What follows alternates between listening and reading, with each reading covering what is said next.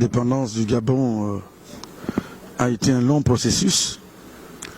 Cette indépendance a permis au Gabon de rejoindre le concert des nations, parce que cette date consacre donc l'arrivée du Gabon comme étant un pays indépendant, autonome, sur le plan politique, administratif, économique, social et culturel. Donc c'est une date très importante et c'est une période qu'il faut consacrer parce que grâce à cette indépendance, nous sommes devenus maîtres de notre propre destin. Dans la jeunesse, la fin de l'indépendance était célébrée avec beaucoup de fastes. Il y avait des défilés un peu partout sur le territoire national. C'était vraiment un moment exceptionnel. Aujourd'hui, avec la pandémie et les mesures courageuses prises par son Excellence Ali Bongo Ondimba pour préserver son peuple de cette pandémie qui a fait beaucoup de ravages. Donc en raison donc de cette période difficile sur le plan sanitaire, les festivités sont réduites à leur simple expression. Mais ça n'empêche pas de penser que c'est un moment important pour nous et qu'il faut le fêter en famille.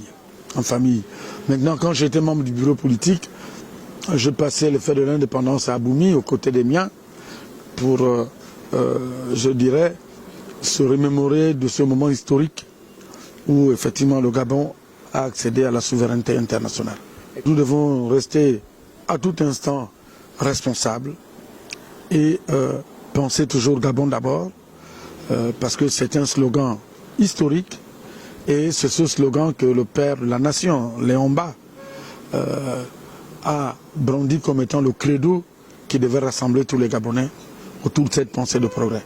Il faut déjà saluer le président Omar Bongo Ondimba qui a pris la courageuse initiative d'instaurer 13 parcs nationaux dans notre pays.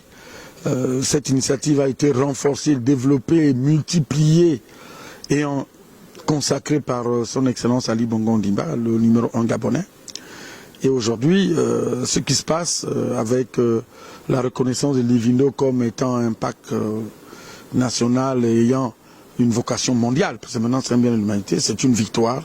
C'est une victoire de Omar Bongo, père, et puis de Ali Bongo Ondimba, fils, qui fait donc du développement durable un de ses credos très forts sur le plan politique.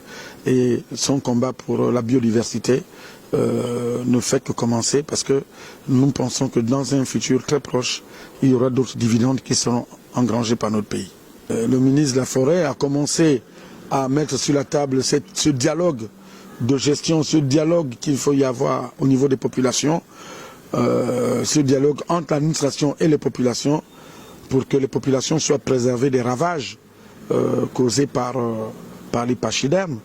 Parce qu'effectivement, ce conflit homme-faune est traité de manière partielle. Il faut le traiter en profondeur. Parce qu'il ne faut pas que les populations pensent qu'on pense beaucoup plus à cette faune et qu'on ne pense pas aux populations, ce qui est totalement faux, puisque il n'y a pas plus important sur la terre que les hommes. Et nous pensons aujourd'hui qu'il faut tout simplement développer ce dialogue, cette communication et avoir des actions communes qui sauvegardent aussi bien les intérêts des populations que les intérêts de la faune. Ce que je souhaite, c'est que le Gabon continue sur cette voie. Nous avons eu quelques difficultés au niveau de la crise économique, au niveau de la crise sanitaire.